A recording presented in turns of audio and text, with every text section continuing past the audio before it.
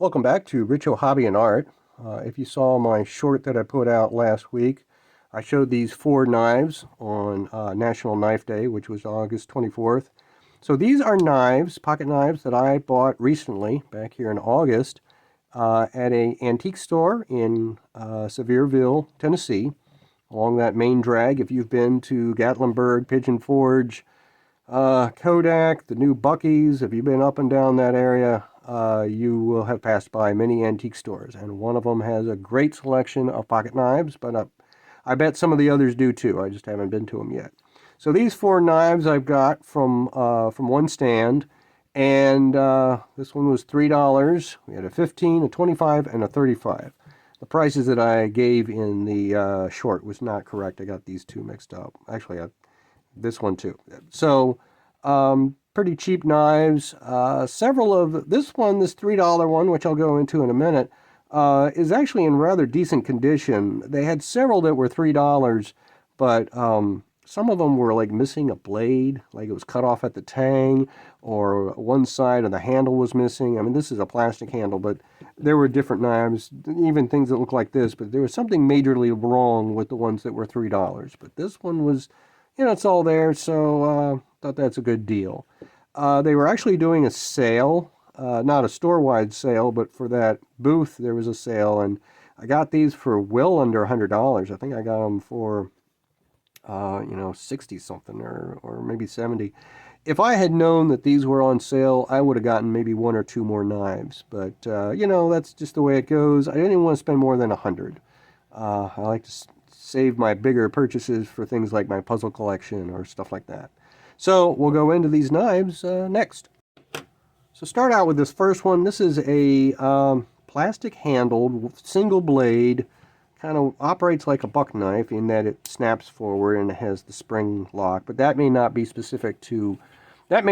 specific buck item. That's just something that I'm aware of. The name here is Sabre or Sabre, but I'm sure it's Sabre. Sabre is a well-known company. This is probably a cheaper, more modern.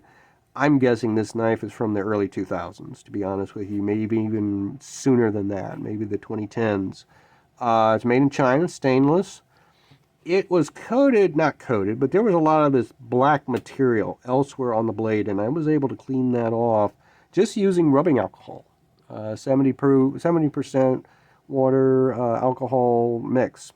And so the blade is otherwise kind of nice looking for such a cheap knife. And I say cheap because of the plastic handle. I mean, this can't be that exciting.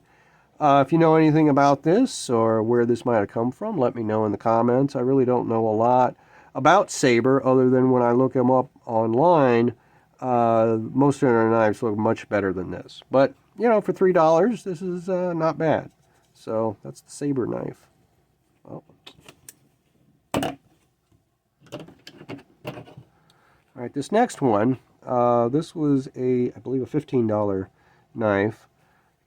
It's got that sort of, I don't know what the term is for that, but when you got the multi-teeth along the, I don't know if that's houndstooth or jagged, what you call that. But anyway, this is the only knife I own that has that kind of pattern on the opener. So it's got three blades, and on the tang it says Jack Knife Ben. Jack Knife Ben. I don't know what that means.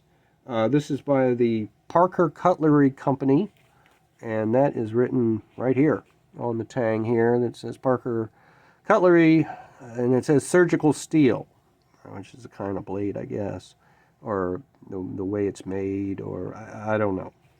But anyway, it's what I would call a basic pocket knife. You got your big blade, you got your medium blade, pen blade, I guess. I guess it's two different pen blades, two different sizes, but and it's really scratched up. I don't know if you could tell that, but there's a lot of scratches on there, which tells me it's been used a lot, sharpened a lot. There's some smudge here. The blades aren't very sharp. When you buy a pocket knife at an antique store, sometimes the blades are quite dull, and sometimes they're quite sharp. So it's just a lot of time it's just in between. And on this side of this blade, you can see it says made in Japan.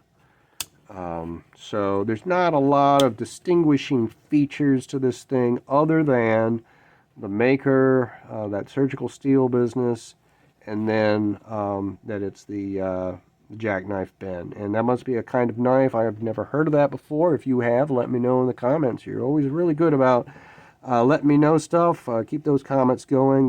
That's how I learn and how others learn as well. So, I'm not sure where it said made in Japan. Oh, there it is. It's very faint, but it's right there. It says made in Japan. So, and the other blades, I don't believe, have really any information on their tangs. Why would they? There's not really a reason for it. So, just a nice, it's got a good weight to it. So that's always good. And the handle appears to be, plastic, or it's probably supposed to be bone, but it's way too smooth for bone. And I mean, bone can be smooth, but this is just a little eerie. I don't know. I'm going to say it's plastic. And but if you know anything more about this knife, let me know. All right, next knife. This is the Roper. It just says Roper on it, right here on the handle. Handle is feels very good to touch. It looks like wood. I'm sure it's not wood. I'm sure it's some sort of synthetic material, but it's got that kind of appearance like straight grain wood here, and a couple bands, and then this material, it's like real wood. It's really sharp right there, but I'm sure this is a synthetic material meant to look like wood. And then inside this thing, and I don't know if you could see that, it says Roper Knives with a big R. So this one's got corrosion on it. I worked on it a little bit last night. I'm not trying to remove the corrosion. I'm just, it's a beautiful knife, of which, I don't know, it got left somewhere that it wasn't supposed to, and oxidation occurred and rust, and it actually got into the metal, got into the steel, pitted it. So even if I can get the color of the rust out, I'm not going to be able to do much more without, getting into damaging the knife blade, which I really don't want to do.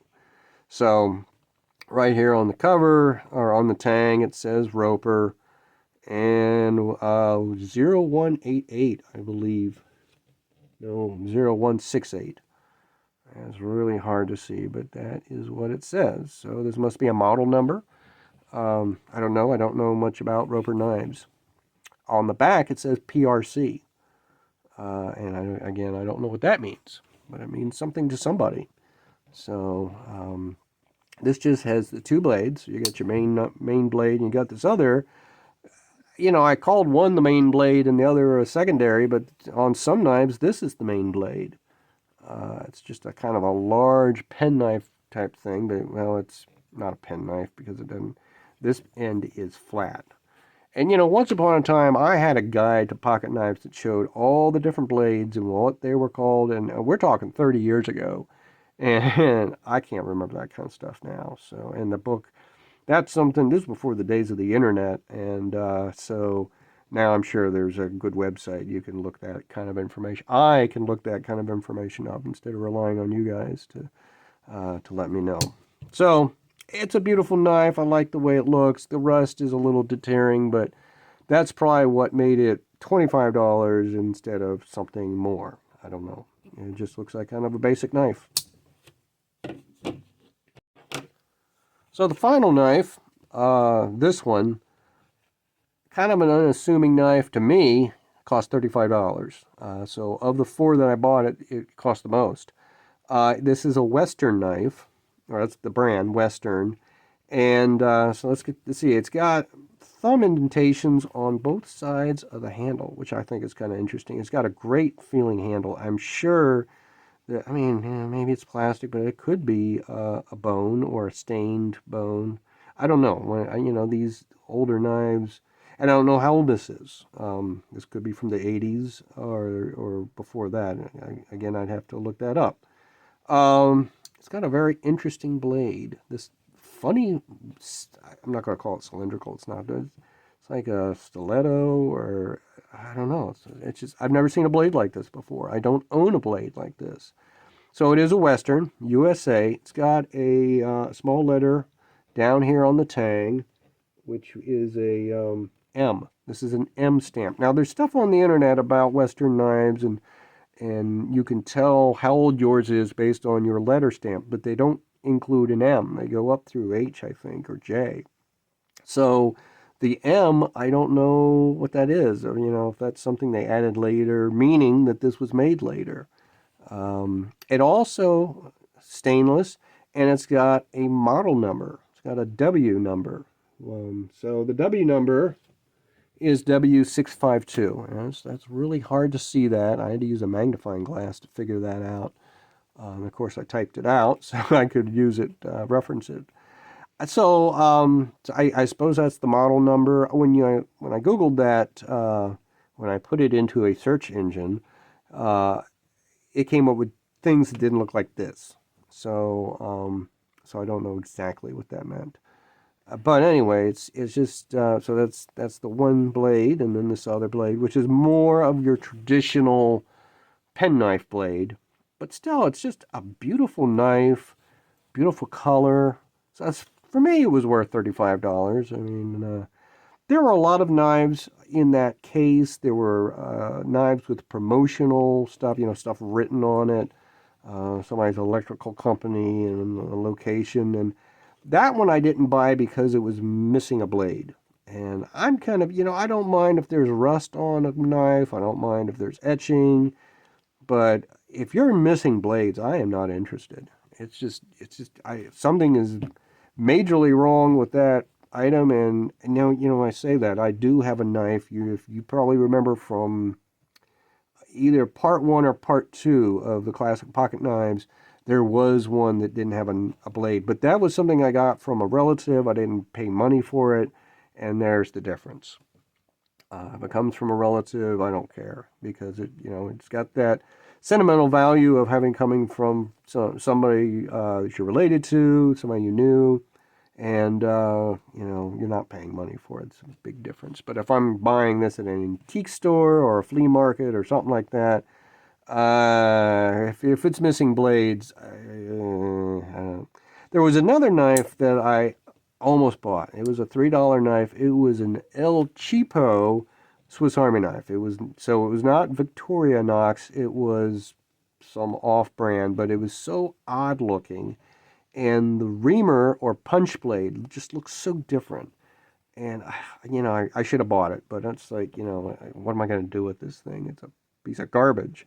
But anyway, it was just the novelty of it. It was so interesting. So anyway, these are the 4 knives that I bought this summer in Sevierville, Tennessee. And I'll buy some more probably coming up. Not anytime soon. We'll be going down there again at some point. I'll probably stop in there and buy some more pocket knives. But, I got to find something for these things to do, because not everybody here is interested in me buying stuff just to fill space. And so I'm sure some of you recognize that as well.